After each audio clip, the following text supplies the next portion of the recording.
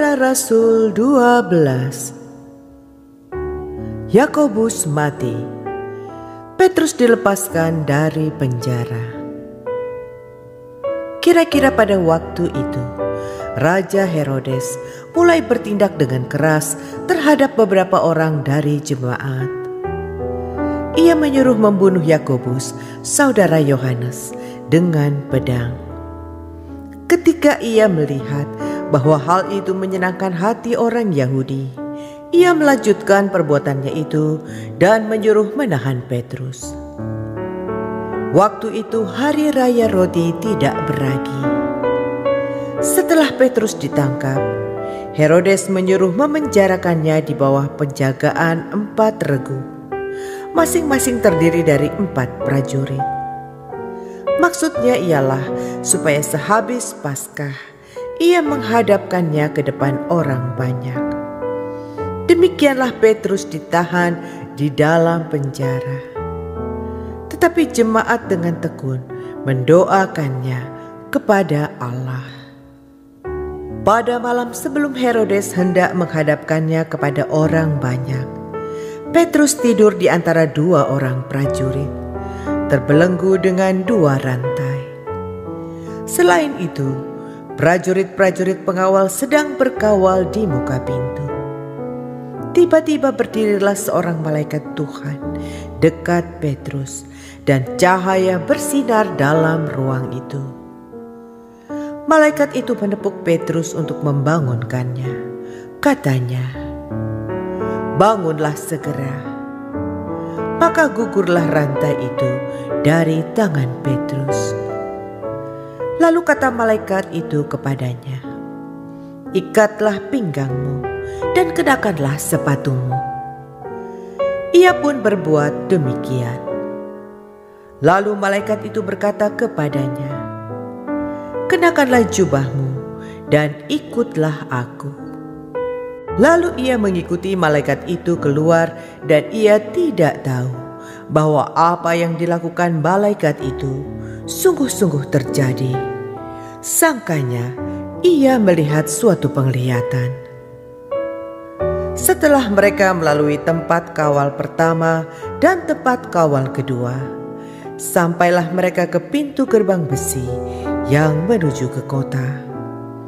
Pintu itu terbuka dengan sendirinya bagi mereka.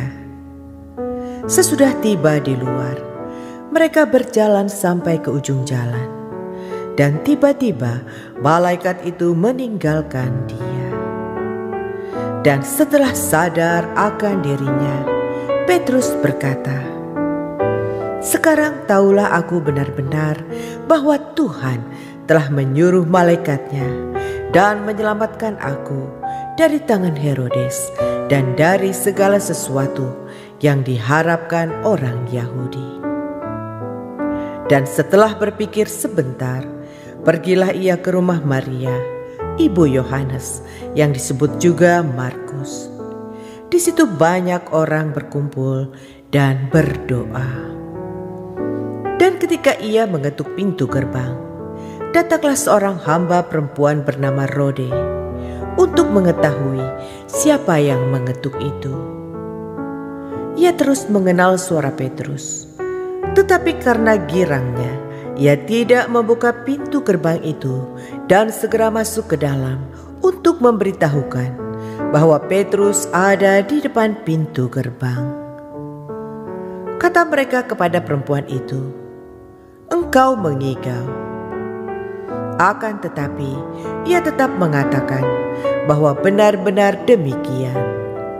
Kata mereka, "Itu malaikatnya." Tetapi Petrus terus-menerus mengetuk, dan ketika mereka membuka pintu dan melihat dia, mereka tercengang-cengang. Tetapi Petrus memberi isyarat dengan tangannya supaya mereka diam. Lalu ia menceritakan bagaimana Tuhan menuntunnya keluar dari penjara. Katanya, "Beritahukanlah hal ini kepada Yakobus dan saudara-saudara kita." Lalu ia keluar dan pergi ke tempat lain. Pada keesokan harinya, gemparlah prajurit-prajurit itu. Mereka bertanya-tanya, apakah yang telah terjadi dengan Petrus? Herodes menyuruh mencari Petrus, tetapi ia tidak ditemukan. Lalu Herodes menyuruh memeriksa pengawal-pengawal itu dan membunuh mereka. Kemudian ia berangkat dari Yudea ke Kaisarea dan tinggal di situ. Herodes mati. Herodes sangat marah terhadap orang Tirus dan Sidon. Atas persetujuan bersama, mereka pergi menghadap dia. Mereka berhasil membujuk Blastus, pegawai istana raja, ke pihak mereka. Lalu mereka memohonkan perdamaian karena negeri mereka beroleh bahan makanan dari wilayah raja. Dan pada suatu hari yang ditentukan, Herodes mengenakan pakaian kerajaan, lalu duduk di atas tahta dan berpidato kepada mereka. Dan rakyatnya bersorak membalasnya, "Ini suara Allah dan bukan suara manusia." Dan seketika itu juga ia ditampar malaikat Tuhan karena ia tidak memberi hormat kepada Allah. Ia mati dimakan cacing-cacing. Barnabas dan Saulus diutus. Maka firman Tuhan makin tersebar dan makin banyak didengar orang. Barnabas dan Saulus kembali dari Yerusalem setelah mereka menyelesaikan tugas pelayanan mereka.